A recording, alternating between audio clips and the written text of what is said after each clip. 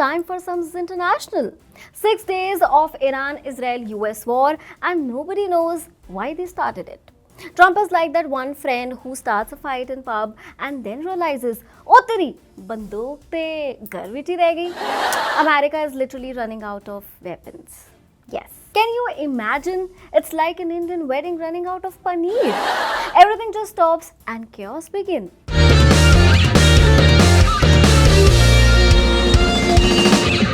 Donald Trump is in charge, which is great because he is a strategic genius. When asked about his worst case scenario, he said, well, I don't know if there's a worst case. You don't know? You don't know? You started a bloody war and you are saying you don't know? I guess the worst case would be we do this and then somebody takes over who's as bad as the previous person, right? That could happen. You're just thinking about this now. Now. Trump uncle census डूब रहा है, oil prices आसमान छू रहे हैं just because you wanted a regime change in Iran. And you are saying, I guess someone as bad as the previous guy might take over? तू समझा? हाँ. नहीं, तू समझा नहीं. भाई इतना deep research? Why didn't you ensure someone better comes over? And if you were not sure, why the hell you started the war?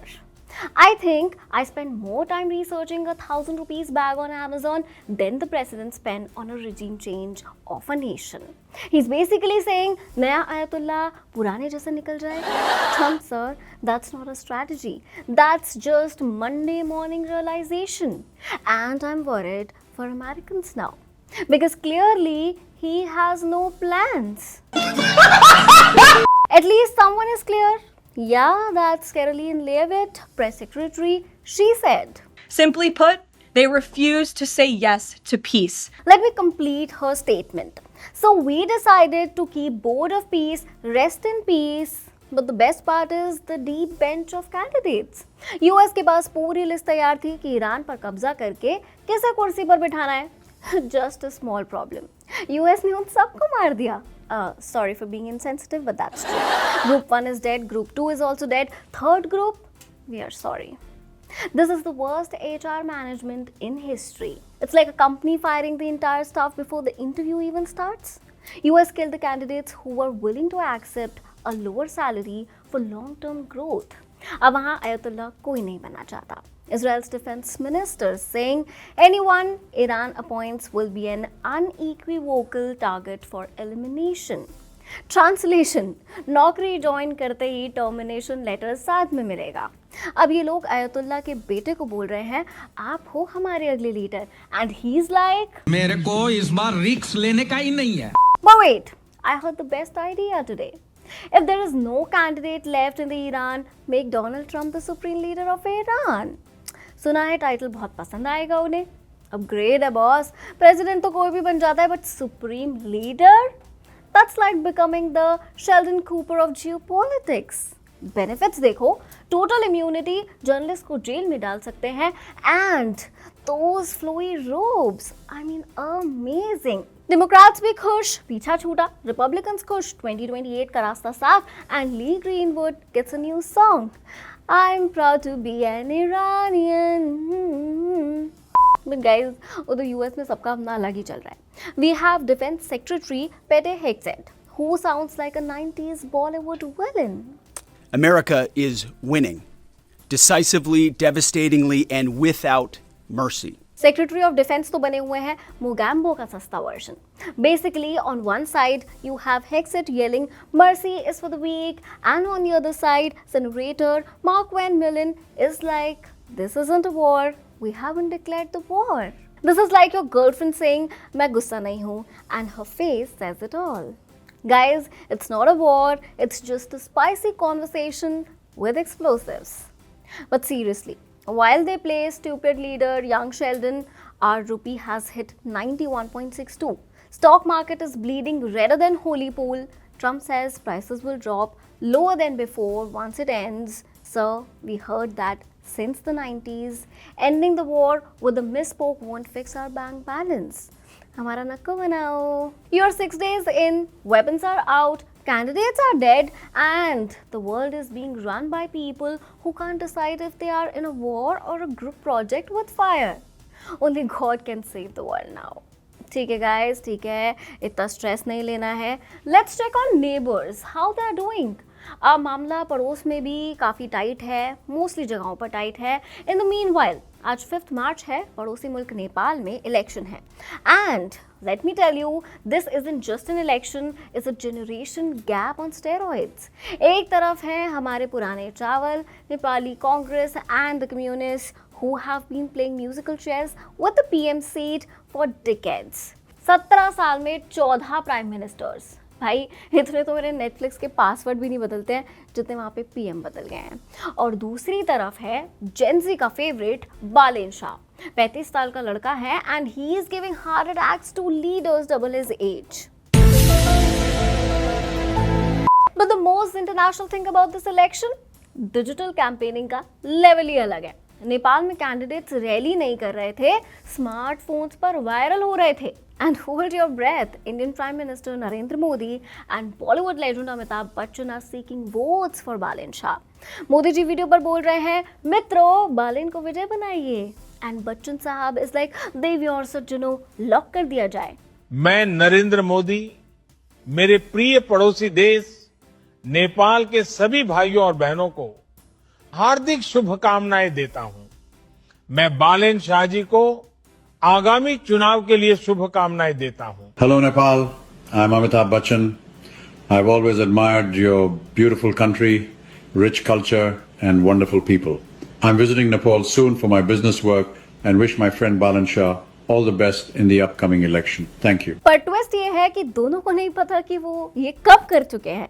Deepfake technology ने मोदी जी को नेपाल का स्टार कैंपेनर बना दिया है. I mean Modi ji is globally famous with 100 million followers on Twitter, but Nepal elections, Modi ji is probably thinking मैंने कब बोला, मैं तो अभी लक्षद्वीप में फोटो खिंचा रहा था. और अमिताभ बच्चन, उनका डीपफेक तो इतना रियल लग रहा है दैट बालन शाह को वोट नहीं देंगे तो केबीसी में एंट्री नहीं मिलेगी टाइप्स फीलिंग आ रही है. आइए खेलते हैं नेपाल इलेक्शंस. अद्भुत. Okay, so Nepal's Gen Z is done with the old guard. 23 साल का नवराज पौडेल कह रहा है कि हमें चेंज चाहिए. 26 साल का विनोद कह रहा है यूथ गवर्नमेंट चाहिए.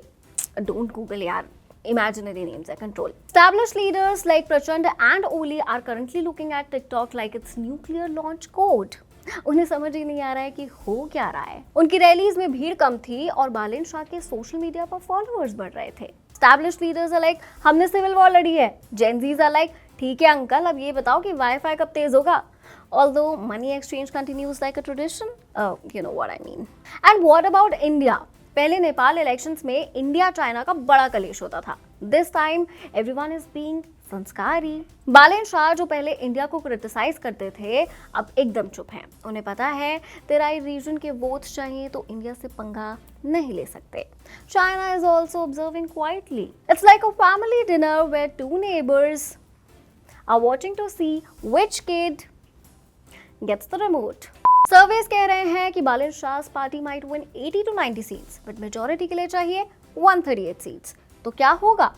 कोalition गवर्नमेंट, मतलब फिर से वही खिचड़ी सरकार.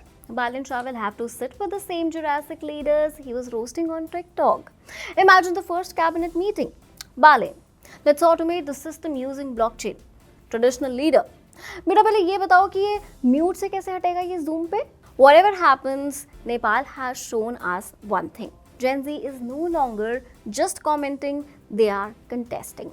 And remember, next time you see a video of a celebrity supporting your local cooperator, check the lips boss, AI का ज़माना है. Alright, enough of drama, time for some real chaos from the world.